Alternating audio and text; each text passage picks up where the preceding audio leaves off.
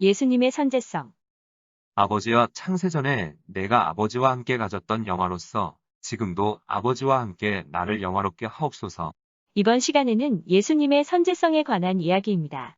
우리가 예수님을 생각할 때 지금으로부터 2000년 전에 오신 분으로 생각을 하고 있습니다. 그렇다 보니 예수님이 구약에 계셨다고 하면 의아해 하시는 분들이 많이 있습니다. 삼위 하나님이시니 당연히 계셨겠지요 라고 대답하시는 분도 계시겠지만 구약의 여호와 하나님이 예수님이라고 하면 거부감을 나타내시는 분들이 많이 계십니다. 하지만 예수님은 분명히 구약에서도 피조물인 인간과 함께 역사 속에 함께 하셨음을 성서는 말해주고 있습니다. 예수님의 선제성을 프리엑지스턴스라고 합니다. 선제성이라는 것은 우리가 알고 있는 예수님이 구약에서도 계셨고 인간 역사 전인 창조 때에도 창조 전에도 계셨음을 말합니다. 선제성을 예수님의 이름을 통해서 알 수 있으며 예수님이 창세전에 계셨다는 것을 예수님이 직접 증거하시기도 하고 구약에 계셨다고 직접 말씀을 하십니다. 제자들도 예수님이 창조주 하나님이심을 증거하고 있고 바울 사도도 증거하고 있습니다. 예수님의 이름에 관해서는 3강에 언급한 것과 같이 예수님의 이름의 뜻은 마태복음 1장 21절 아들을 낳으리니 이름을 예수라 하라. 이는 그가 자기 백성을 그들의 죄에서 구원할 자이심이라. 즉 하나님의 자녀들을 그들의 죄에서 구원하기 위해 오셨음을 이름에서 알려주시고 계십니다. 예수님은 창세기 1장에서 하나님 즉 엘로힘이라는 이름으로 먼저 알려주셨습니다. 엘로힘은 엘로라는 하나님이라는 뜻과 복수형인 힘이 붙어서 엘로힘이 되는데 이 이름의 뜻은 창조주 하나님을 뜻하고 삼위 하나님이심을 알 수 있는 이름입니다. 그리고 가장 많이 알려진 이름이 여호와입니다. 이 이름은 창세기 4장 21절에서 처음으로 불려졌으며 여호와는 계약하시는 하나님이시라는 뜻으로 하나님의 자녀들과 계약하시는 하나님이라는 의미를 가지고 있습니다. 이 이름을 이스라엘 사람들은 거룩하신 하나님의 이름을 함부로 부를 수 없다고 하여 여호와라는 이름이 나올 때마다 고개를 끄덕이는 것으로 대신하였으며 시간이 지나 나의 주님이라는 아도나이로 부르기 시작하였습니다. 아도나이는 나의 주님, 주인 대신 하나님이란 뜻을 가지고 있으며 이 이름이 헬라 시대 때 구약을 번역한 70인역에서 피리오스로 번역을 하였는데 피리오스는 노을로 번역이 되었고 노는 예수님을 표현할 때 사용이 되었습니다. 이러한 예수님의 이름의 변천 과정만 보아도 예수님이 성육신하시기 전에 계셨던 분임을 알 수 있습니다. 예수님은 구약뿐 아니라 그전인 만물이 있기 전에 계셨음을 성서에서 볼 수 있습니다. 가장 먼저 요한복음 1장 1에서 3절에서 알 수 있듯이 태초에 말씀이 계시니라. 이 말씀이 하나님과 함께 계셨으니 이 말씀은 곧 하나님이시니라. 그가 태초에 하나님과 함께 계셨고 만물이 다 그로 말미암아 지은 바 되었으니 지은 것이 하나도 그가 없이는 된 것이 없느니라. 여기에서 말씀은 예수님이심을 여러분은 아실 것입니다. 그리고 골로새서 1장 16절 만물이 그에게서 창조되되 하늘과 땅에서 보이는 것들과 보이지 않는 것들과 혹은 왕권들이나 주권들이나 통치자들이나 권세들이나 만물이 다 그로 말미암고 그를 위하여 창조되었고 또한 그가 만물보다 먼저 계시고 만물이 그 안에 함께 섰느니라. 이 말은 곧 만물이 있기 전에 예수님이 계셨으며 모든 만물이 예수님에 의해 창조가 되었으며 모든 것이 예수님을 위하여 창조가 되었다는 것입니다. 창세기 1장 1절 하나님이 천지를 창조하시니라. 이때 엘로힘은 삼위 하나님을 말하는데 제2위 하나님이신 예수님이 천지를 창조하셨다는 것을 여기에서도 알 수 있습니다. 요한복음 17장 5절에서는 아버지여 창세전에 내가 아버지와 함께 가졌던 영화로서 지금도 아버지와 함께 나를 영화롭게 하옵소서 라고 하셨습니다. 모든 만물이 있기 전에 예수님이 성부 하나님과 함께 하셨다고 직접 말씀하시고 계십니다. 이러한 말씀만 보아도 예수님이 우리가 생각하는 것보다 먼저 계셨던 분임을 알 수 있습니다. 구약에 계셨던 예수님. 구약에 예수님이 계셨다고 하면 의아해 하시는 분들이 간혹 있습니다. 예수님은 여호와라는 이름으로 구약에서 함께 하셨으며 성서에서도 분명 함께한 증거를 기록하고 있습니다. 먼저 예수님은 아브람과도 함께 하셨다고 요한복음 8장 56절에 말씀을 하셨는데 창세기 18장에서 마므레로 아브라함을 찾아오신 사건을 기록하고 있습니다. 창세기 14장 18절에서는 살렘 왕 멜기세덱이 떡과 포도주를 가지고 나왔으니 그는 지극히 높으신 하나님의 제사장이었더라고 하였습니다. 이 장면은 롯이 소돔에 있을 때에 중동 전쟁에 휩싸여 포로로 끌려갔는데 아브라함이 자신이 거느리는 부하들 318명을 데리고 쫓아가서 롯을 찾아 돌아옵니다. 그때에 살렘 왕 멜기세덱이 나와서 아브라함을 영접하고 아브라함은 멜기세덱에게 전유물로 가져온 것의 10의 1을 드립니다. 살렘 왕 멜기세덱의 뜻은 살렘은 예루살렘을 말하며 멜기세덱의 멜기는 왕이고 세덱은 위라는 뜻으로 위의 왕이라는 뜻을 가지고 있습니다. 멜기세덱이 예수님이셨다는 것이 히브리서 7장 17절에 증언하기를 내가 영원히 멜기세덱의 반차를 따르는 제사장이라 하였도다 하셨는데 이것은 시편 110편 4절 다윗이 고백한 내용입니다. 쉬운 성경에서 주님께서 내 주를 두고 맹세하시기를 너는 멜기세덱의 계통을 따르는 영원한 제사장이다 하셨으니 주님은 그 마음은 변치 않으실 것입니다라고 하였습니다. 이러한 내용을 바탕으로 볼 때 아브라함이 대제사장 멜기세덱으로 이 땅에 계셨던 예수님을 만났다는 것을 확증할 수 있습니다. 그리고 창세기 16장에서는 하갈이 예수님을 만나는데 당시 예수님의 모습은 여호와의 사자라고 표현을 하였습니다. 그러나 본문의 앞뒤를 보면 이스마엘을 축복을 하는데 그 축복은 천사가 할 수 있는 것이 아닙니다. 오직 예수님만이 하실 수 있는 것임을 알 수 있습니다.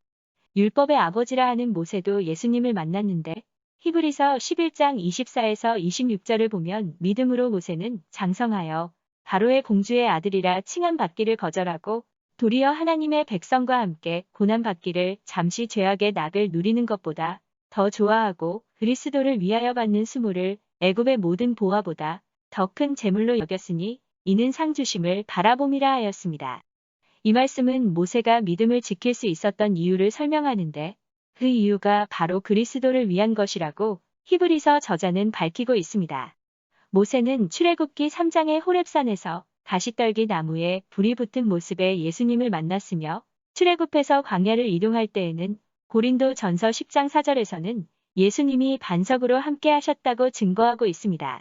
미가 선지자에게는 예수님이 베들레헴에 오실 것이라고 말씀해 주시는데 예수님의 근본이 영원이라고 하셨습니다. 예수님은 창세전부터 계신 분이시며 우리가 알고 있는 구약의 유명인사들과 우리의 역사 가운데 실제로 함께 하셨고 관여하셨음을 말씀을 통해서 알 수 있습니다. 신약에서의 증거.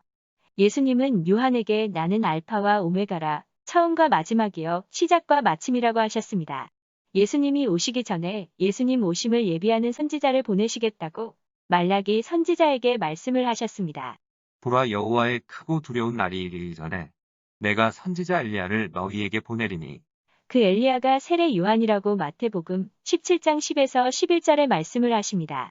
그리고 세례 요한이 이사야에게 말씀하신 사람이라고 마태복음 3장 3절에 말씀하십니다. 그는 선지자 이사야를 통하여 말씀하신 자라.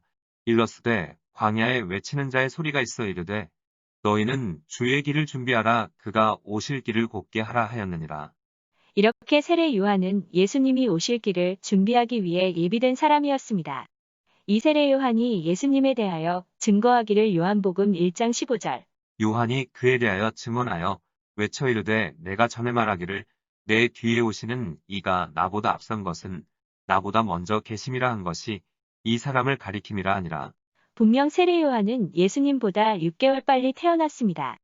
그럼에도 불구하고 예수님이 본인보다 먼저 계셨다고 증거를 하고 있습니다. 그리고 예수님이 직접 말씀해 주시기도 하십니다. 누가복음 24장 27절 엠마오로 가던 제자 둘에게 말씀하셨습니다. 이에 모세와 모든 선지자의 글로 시작하여 모든 성경에 쓴 바 자기에 관한 것을 자세히 설명하시니라. 의심하는 11 제자들 앞에 오셔서 구약에서 말씀하신 것이 예수님 자신이심을 말씀하십니다. 누가복음 24장 44절. 또 이르시되 내가 너희와 함께 있을 때 너희에게 말한 바 곧 모세의 율법과 선지자의 글과 시편의 나를 가리켜 기록된 모든 것이 이루어져야 하리라 한 말이 이것이라 하시고 요한복음 5장 39절. 너희가 성경에서 영생을 얻는 줄 생각하고 성경을 연구하거니와 이 성경이 곧 내게 대하여 증언하는 것이니라 하셨습니다. 당시 성경이라고 하면 구약 성경을 말하며 구약 전체가 예수님에 관해 증거를 하고 있음을 말씀하신 부분입니다. 이것을 예수님은 제자들을 통해 말씀하신 것이 아니라 직접 제자들에게 말씀해 주셨습니다. 그러니 분명히 예수님은 베들레헴에서 탄생하시기 전에 계셨고 우리의 역사를 계획하셨고 주관해 가시는 분이심을 알 수 있습니다. 예수님 당시 유대인들이 예수님을 십자가에 못 박아 죽였던 이유를 여러분은 아십니까? 그들은 예수님이 성부 하나님과 하나라고 하시고 메시아이고 그리스도라고 하셨기에 십자가에 못 박아 죽도록 하였습니다. 그런데 그 이유가 전부일까요? 분명히 예수님은 요한복음 8장 56에서 58절에 너희 조상 아브라함은 나의 때 볼 것을 즐거워하다가 보고 기뻐하였느니라 하셨고 마태복음 23장 37절 예루살렘아 예루살렘아 선지자들을 죽이고 내게 파송된 자들을 돌로 치는 자여 암탉이 그 새끼를 날개 아래에 모음같이 내가 내 자녀를 모으려 한 일이 몇 번이더냐. 그러나 너희가 원하지 아니하였도다 말씀하셨습니다. 그럼에도 유대인들은 마태복음 26장 65절에서 예수님이 신성 모독을 하였다고 해서 십자가에 못을 박습니다. 그런데 신기한 것은 이 말을 들은 다수의 유대인들은 예수님을 죽이려 하는데 소수의 제자들은 그렇게 하지 않고 예수님을 믿었다는 것입니다. 예수님이 창세전에 이러한 모든 것을 계획을 하셨는데 그 계획 중에 하나가 유대인들이 성자 하나님이신 예수님이 이 땅에 오신다고 선지자들에게 말씀해 주시고 실제로 왔을 때 알아보지 못할 것을 계획을 하셨다는 것입니다. 그것을 모세에게 미리 말씀해 주셨습니다. 신명기 32장 20에서 21절 그가 말씀하시기를 내가 내 얼굴을 그들에게서 숨겨 그들의 종말이 어떠함을 보리니 그들은 심히 패역한 세대여 진실이 없는 자녀이미로다.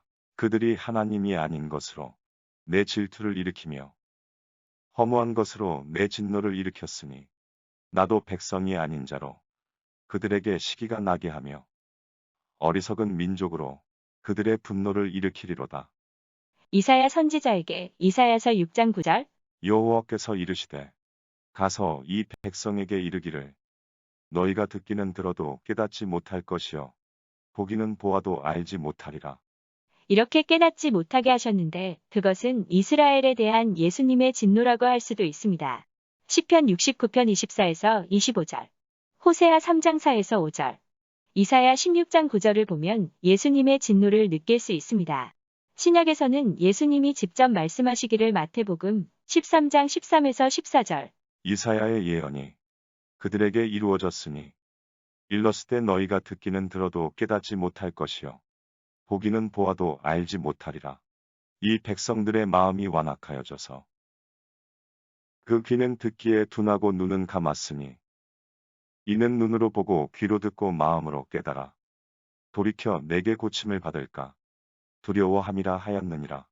마가복음 4장 12절 이는 그들로 보기는 보아도 알지 못하며 듣기는 들어도 깨닫지 못하게 하여 돌이켜 죄 사함을 얻지 못하게 하려 함이라 하시고 누가복음 8장 10절 이르시되 하나님 나라의 비밀을 아는 것이 너희에게는 허락되었으나 다른 사람에게는 비유로 하나니 이는 그들로 보아도 보지 못하고 들어도 깨닫지 못하게 하려 함이라.